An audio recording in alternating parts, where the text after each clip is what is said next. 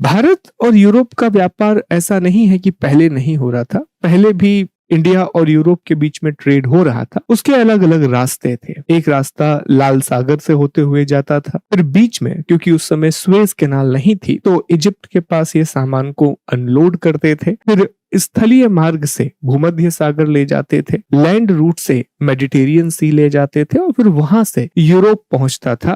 विशेष तौर पर Venice, Genoa, इन सारी जगहों पर ये सामान पहुंचा दिया जाता था।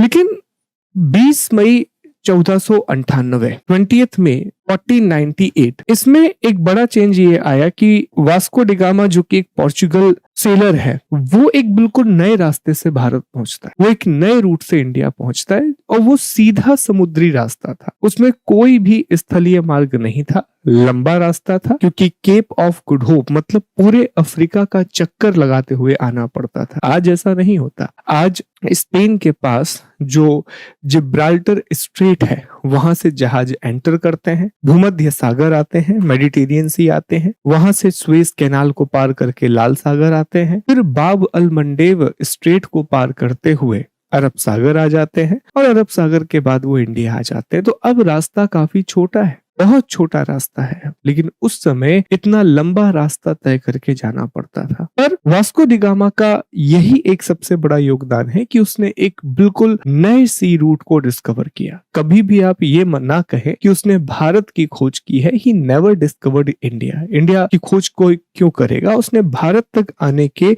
नए रास्ते की खोज की है। इंडिया तो ऑलरेडी डिस्कवर्ड है, इतने सारे लोग रह रहे थे, इतनी सारी सभ्यताओं से व्यापार हो रहा था, रोमन एम्पायर से व्यापार हो रहा था जो यूरोप का ही है। तो ये कहना कि उसने भारत की खोज की, ये बिल्कुल गलत है। That is completely wrong.